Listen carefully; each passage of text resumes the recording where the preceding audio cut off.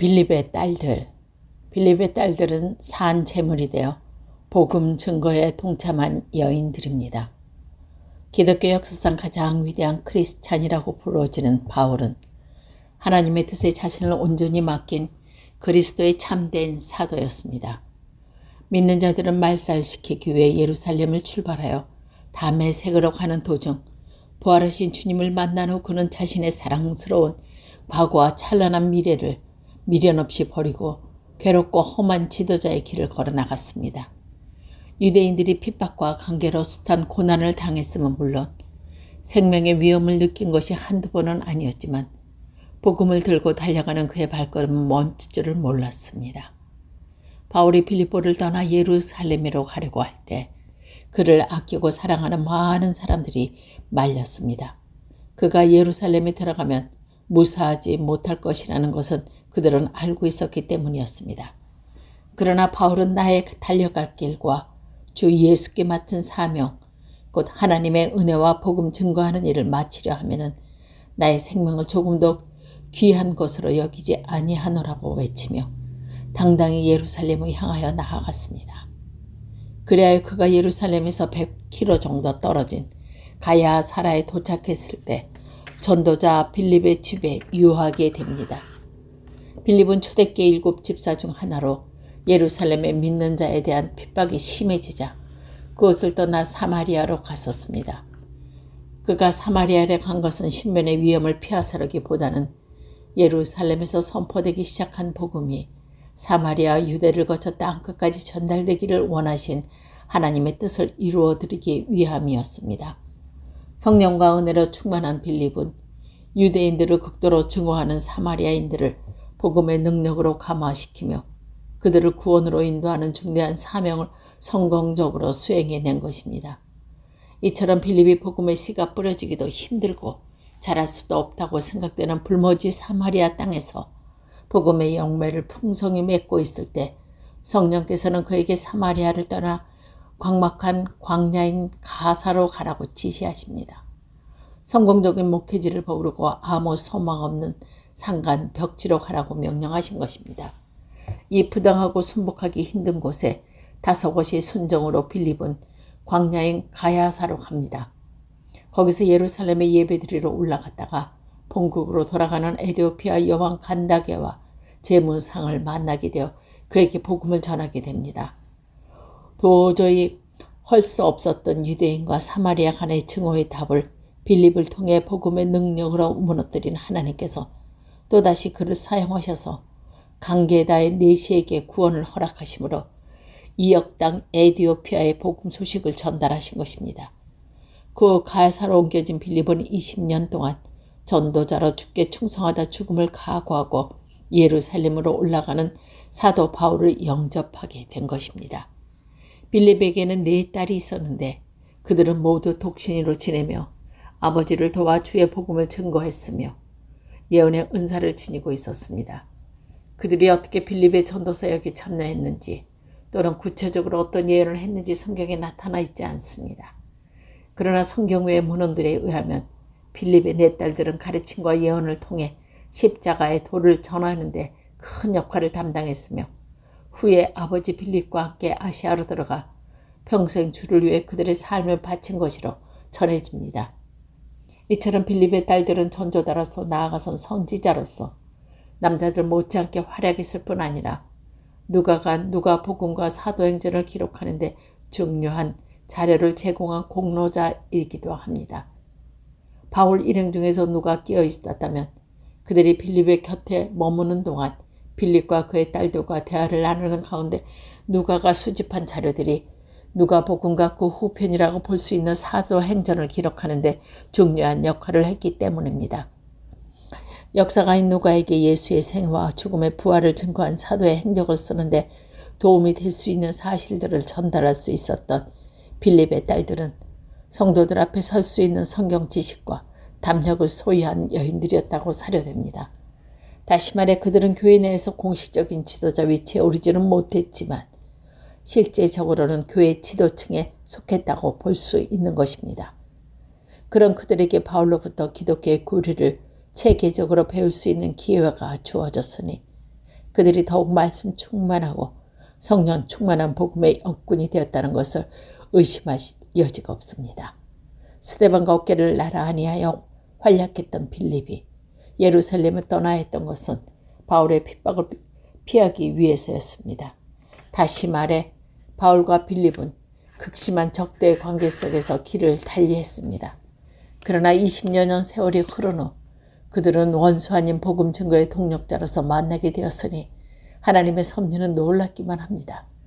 빌립의 네 딸들에 의해 바울이 위로와 평안을 얻고 네 여자는 위대한 사도 바울로부터 진리를 듣고 영원히 살찌게 되었으며 누가는 그들에게 성경을 기록할 자료를 제공받았으니 합동하여 선을 이루시는 하나님의 크신 능력을 찬양할 뿐입니다. 여인의 행복을 포기하고 주를 위해 일생을 헌신한 빌립의 딸들의 고귀한 삶 앞에 머리를 숙입니다. 바울의 누나. 바울의 누나는 복음의 꽃이 피도록 걸음을 준 여인입니다. 기독교에 있어 사도 바울이 차지하는 위치는 중요성은 아무리 강조해도 지나칠 것이 없습니다. 이방인을 위한 전도자로서 하나님에 의해 선택받은 그는 어두운 세상을 밝히는 복음의 횃불을 높이 들고 산을 넘어 들을 지나 물을 건너 대륙과 대륙을 왕래하며 주어진 생명 다하도록 주를 위해 충성했습니다. 어디 그뿐인가? 성령의 감독으로 신약성경의 3분의 1 이상을 기록하고 기독교 교리를 체계적으로 정리한 것도 사도 바울입니다. 그런 위대한 인물이면 죄인의 기수로 애통하며 그리스도를 섬기고 눈물과 겸손과 사랑으로 인간들에 대한 바울은 학자로서 설교자로서 전도자로서 그리고 그리스도의 일꾼으로서 그 착을 찾기 힘든 기독교인 중에 기독교인이 아닐 수 없습니다. 이처럼 위대한 하나님의 사람 바울에 대해 좀 더 알기 위해 많은 학자들이 연구를 거듭하여 수많은 책들을 펴냈습니다. 그러나 그 많은 저서 중 대부분이 바울이 기록한 성경 해석 내지 그의 신에게 관한 것이지 바울 자신에 관한 것은 별로 없습니다. 바울 정도가 되면 자서전을 포함한 그의 생애를 기술한 숱한 책들이 쏟아져 나와야 하는데 그렇지가 않다는 말입니다. 이는 흥미로우면서도 당연한 현상입니다. 성경이 말하는 것은 인간 바울에 관한 것이 아니고 그가 한 하나님의 일이기 때문입니다. 그러나 바울 서신에 나타난 기록을 통해 알 수 있는 그에 대한 인적 사항 몇 가지가 있습니다. 그의 부모는 베냐민 지파의 자손으로 바리새인이며 로마 시민이었고 상당한 부의 소유자였습니다. 바울의 아버지는 아들을 전통파 바리새인으로 교육시키기에 정력을 기울였으며 당시의 대율법학자 가말리의 문화에 보내 수학해 했습니다. 따라서 바울은 세상에서 출세하는 모든 조건을 갖춘 장래가 촉망되는 젊은이였습니다. 사도 바울 개인에 관해서 이 정도나마 성경이 말해주고 있지만 그의 가족에 대해서 알아볼 길은 없습니다. 하지만 사도행전을 자세히 읽어보면 바울에게는 누나가 있었음을 발견하게 됩니다. 바울이 예루살렘에 와서 유대인들이 그에 대한 적대의 감정을 완화시키기 위해 율법주의자들과 함께 7일간에 걸쳐 성결 의식을 했지만 유대인들은 그를 잡아 재판도 없이 사형에 처하려 합니다. 그의 목숨이 경각에 달렸을 때 극거 충동한 로마인에 의해 구출돼 그들의 보호를 받게 됩니다. 그러나 바울을 죽이고자 하는 유대인의 진념은 놀라운 것이어서 목숨을 걸고 그를 처치하겠다고 40명의 결사대를 조직하게 됩니다. 그들은 로마군 사령관에게 바울을 산헤드린 공회로 보내달라고 청하며 도중에 그를 암살할 음료를 꾸미고 있습니다. 인간의 계획이 아무리 치밀하여도 하나님께서 허락 안 하시면 성사될 수 없는 것이어서 이 극비의 정보가 바울의 친족과 그의 누나의 아들에게 전달됩니다. 여기 등장하는 바울의 조카가 당시 어떤 위치에 있었는지 바울의 생명을 노리는 유대인의 음모를 알게 되었다는 것을 알 수 있습니다. 하지만 이 젊은이로부터 유대인의 흉계를 알게 된 로마군 천부장이 한밤중 중무장한 270명 군사를 동원하여 바울을 가이사로 호송함으로 바울은 또 한 번 생명의 위기를 넘기게 됩니다. 이 사건으로 인하여 그 존재가 알려진 바울의 누나가 어떤 여인인가는 성경에 전혀 언급이 없음은 물론 다른 문헌에서도 그에 관한 인적 사항을 찾아볼 수 없습니다. 다만 여러 가지 상황적 근거로부터 판단하건대 바울이 유년 시절 예루살렘에서 율법을 공부하여 바리새인으로서 재반 의식을 익힐 때 그녀의 집에 거했다는 확률을 높다고 추리됩니다. 그 바울이 십자가의 길을 걸으면서도 그녀와 바울은 생명부지처럼 지낸 것 같습니다. 사실 바울은 그리스도의 부활의 증인이 된 후부로서는 그녀뿐 아니라 온 집안으로부터 버림받고 상속권까지도 박탈당한 것으로 믿어집니다.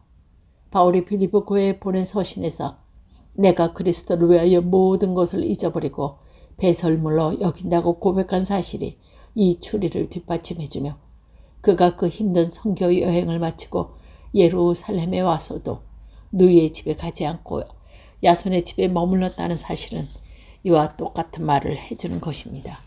유대기를 버리고 그리스도를 따른 배교가 된 바울은 동생으로서 인정 안 하며 지냈다는 것은 몰라도 그가 유대인의 관계에 빠져 죽게 된 것을 보고 아들을 보내 바울을 구한 그녀를 보며 피는 물보다 진함을 실감하게 됩니다.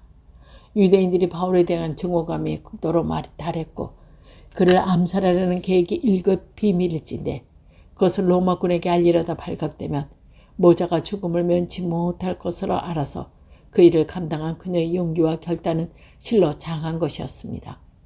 물론 하나님께서 바울을 로마로 보내 거기서 복음을 증거하실 계획을 실현시키고자 바울을 살린 것이지만 그녀가 한 일은 하나님의 뜻을 이루어 드리는 점에서 믿는 자들이 본받아야 할 것입니다.